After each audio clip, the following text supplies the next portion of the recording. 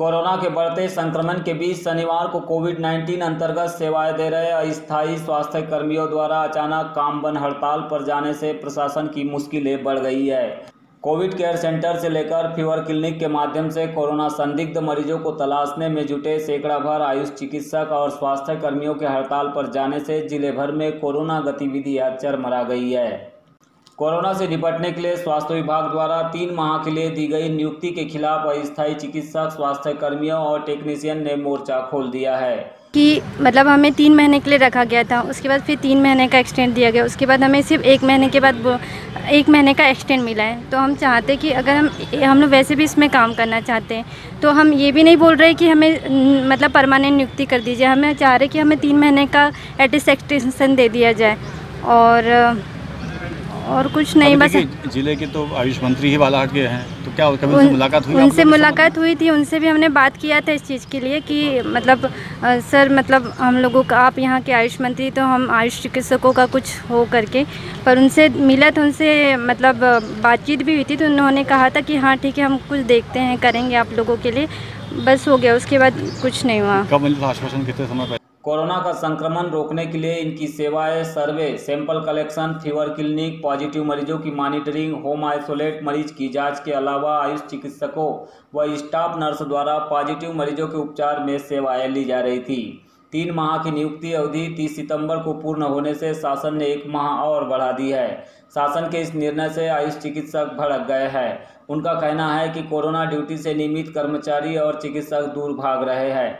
ऐसे में हम अस्थायी कर्मचारी अपनी जान को जोखिम में डालकर पॉजिटिव मरीजों के बीच सेवाएं दे रहे हैं। इसे देखते हुए हमें अस्थायी या फिर संविदा नियुक्ति देना तो दूर, संपूर्ण संक्रमण काल तक के लिए भी नियुक्ति नहीं दी जा रही है। भर्ती करना, वहाँ भी हमारे आयुष डॉक्टर हैं।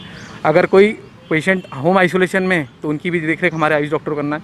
इवन सरकार के द्वारा गाइडलाइन है कि जो पॉजिटिव केस के सेंटर है वहाँ पे MBBS डॉक्टर ही ड्यूटी करेंगे, पर बालाघाट का दुर्भाग्य है कि बालाघाट में MBBS डॉक्टर नहीं है, तो आयुष डॉक्टर को प्राइवेट सेंटरों में भी ड्यूटी करना पड़ रहा है। क्या यही वजह है कि बालाघाट में जो वेंटिलेटर है 9 वेंटिलेटर बंद पड़े हैं? शायद इसके बारे में कुछ नहीं बता पाऊंगा कि इसके बारे में जिला प्रशासन स्वास्थ्य विभाग अपनी जानकारी देगा। MBBS डॉक्टर नहीं, हम वो भी सक्षम है। अगर सरकार वेंटिलेटर चलवाना चाहती है तो उसके लिए भी सक्षम है हमारे पास डॉक्टर कि हम चलाएंगे। सरकार हमको लिखित में दे कि आप वेंटिलेटर चलाइए। बालाघाट के वेंटिलेटर बंद पड़े, इसके लिए CMHO और कलेक्टर साहब से आप बात कर पाएँ। हम लोग सक्षम है उसके लिए भी चलाने। अगर सरकार बोलती है कि आप वेंटिलेटर चलाइए तो हम उसके लिए भी सक्षम है, डॉक्टर भी सक्षम है। आज मतलब मैं बता दूँ कि आपको कि प्रदेश के और देश के जितने भी मल्टी स्पेशलिस्ट हॉस्पिटल जो आज ICU चल रहे हैं वो मात्र आयुष डॉक्टरों के भरोसे चल रहे हैं, ना कि इसी MBBS डॉक्टर के भरोसे।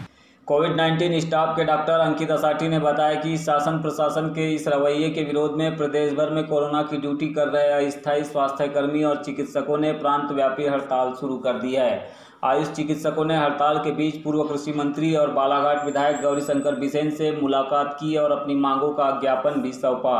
इस पर विधायक गौरीशंकर बिसेन ने कहा है कि उनकी मांगों को जल्द ही शासन तक पहुंचाया जाएगा।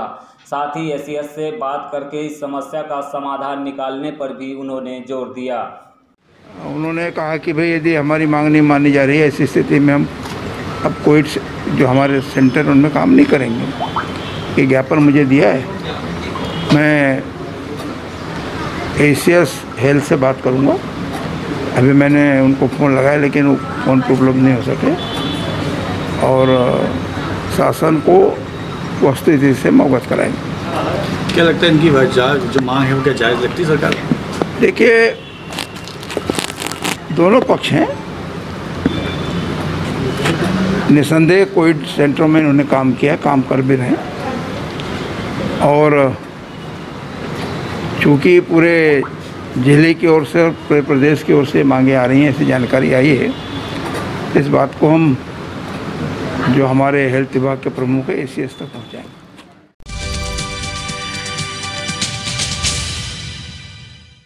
मध्य प्रदेश मंडी बोर्ड संयुक्त संघर्ष मोर्चा के आह्वान पर लगातार मंडी कर्मचारी कलमबंद हड़ताल कर रहे हैं। इसी बीच शनिवार को गांधी जयंती के अवसर पर मंडी कर्मचारियों ने इस हड़ताल को अनिश्चितकालीन घोषित कर दिया। जिले के लालबर्रा, बारासिवनी, कटंगी, गोंगलई सहित सभी मंडियों में कर्मचारी सामूहिक हड़ताल कर रहे हैं। केंद्र सरकार द्वारा लागू किए गए कानून के खिलाफ में कर्मचारी विरोध कर रहे हैं। कर्मचारियों का कहना है कि नए कानून से कृषि उपज मंडियों का अस्तित्व समाप्त हो जाएगा। केंद्र सरकार के द्वारा जो 3 अध्यादेश जारी किए गए हैं उसमें बहुत सारी विसंगतियां हैं। उन विसंगतियों के कारण हमारे मंडी प्रांगण के अंदर जो माल आता है, जो किसान लेकर के आते हैं और जो व्यापारी आते हैं उस माल को ख़रीदने के लिए, वो धीरे धीरे कम होता जा रहा है और भविष्य में कुछ सालों में मंडियाँ पूरी ख़त्म हो जाएंगी। और अगर ये ख़त्म हो गई तो हमारी क्या आवश्यकता है, हमारे वेतन भत्ते कैसे होंगे, ये डर सभी कर्मचारियों को सता रहा है। तो इस कारण से सरकार से हम सिर्फ एक मांग कि हमारे वेतन भत्ते सुरक्षित करो, इसे लेकर के हम हड़ताल पर हैं।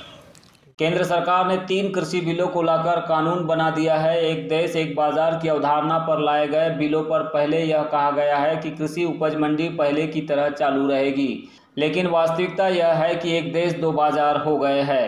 एक मंडी प्रांगण के अंदर मंडी टैक्स लगेगा तो दूसरा मंडी प्रांगण के बाहर मंडी टैक्स मुक्त हो जाएगा। इसके कारण किसानों की कृषि उपज मंडियां दीर्घकाल में ही अव्यवहारिक हो जाएगी, जिससे मंडी कर्मचारियों के वेतन भत्तों पर संकट गहराएगा। क्या नाम आपका? मनीष मड़ावी। किस पद पे? मैं जिला संयुक्त संघर्ष मोर्चा का संयोजक हूँ, बालाघाट। अच्छा, ये बताइए, आज से आप भूख हड़ताल पे जा रहे हैं, अपनी किन मांगों को लेकर भूख हड़ताल पर जा रहे हैं? हमारी जो मुख्य मांगे हैं वो है वेतन भत्ते। वेतन भत्ते हमारे सरकार सुनिश्चित कर दे तो हमारी कोई मांग ही नहीं है और मंडी बच जाए। किस तरह से मंडी बचाने की आप बात कर रहे हैं? क्या ऐसा क्या हो गया? से मुख्यमंत्री महोदय ने आश्वासन दिए थे, लेकिन वो आश्वासन जो है वो पूर्ण नहीं हो पाया। तो इसके पहले भी हमारी हड़ताल थी जो स्थगित कर दी गई थी। आश्वासन पूर्ण नहीं होने के कारण 25 तारीख से फिर से हम लोगों ने आंदोलन चालू किया है। अब ये आंदोलन तब तक जारी रहेगा जब तक हमको लिखित में कुछ नहीं मिल जाता है। और आज से जो है ऊपर संयुक्त संघर्ष मोर्चा, जो हमारी ऊपर की जो टीम है, उसके माध्यम से जो निर्देश प्राप्त हुए हैं उसमें अभी क्रमिक भूख हड़ताल मतलब उपवास के संबंध में सुबह से शाम तक हम लोग कुछ नहीं खाएंगे पिएंगे।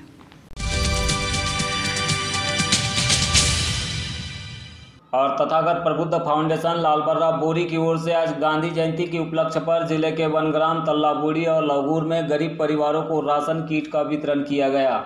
इस मौके पर परिक्षेत्र सहायक लौगूर राजेंद्र कुमार गणवीर, नरेंद्र उके, परिक्षेत्र सहायक खारा रूप सिंह उइके, नरेंद्र ठाकरे और पंकज भारती का भी सहयोग मिला। इनके द्वारा वनग्रामों में पहुंचकर तथागत प्रबुद्ध फाउंडेशन के सचिव महेंद्र मेश्राम, सहयोगी रफी अंसारी और अन्य पत्रकार साथियों के साथ मिलकर यहां के करीब 60 परिवारों को 2 किलो आटा, 1 लीटर तेल, 1-1 किलो आलू, प्याज, नमक, मिर्च, बिस्कुट और अन्य सामग्री से मिश्रित राशन किट प्रदान की गई। आज महात्मा गांधी की जयंती पे 2 अक्टूबर को प्रभु तथागत फाउंडेशन NGO बोरी के तत्वाधान में आज खाद्यान्न किट का यहाँ पर तल्लाबोड़ी और लौगूर में दुर्गम स्थल वन अंचल में जाकर के संस्था द्वारा आलू, प्याज का वितरण किया गया। बच्चों के लिए बिस्किट भी दिया गया है। साथ ही NGO जो है लगातार कोविड के महामारी के चलते लगातार दुर्गम वन अंचलों में जा करके खाद्यान्न सामग्री प्रोवाइड करवा रही है। यहाँ लौगूर, वनग्राम और तल्लाबोड़ी में गरीब मजदूर लोग रहते हैं। ऐसी NGO संस्था द्वारा जो सामग्री वितरण की जाती है उनके हित में बहुत अच्छी चीज़ है और ऐसा होना चाहिए।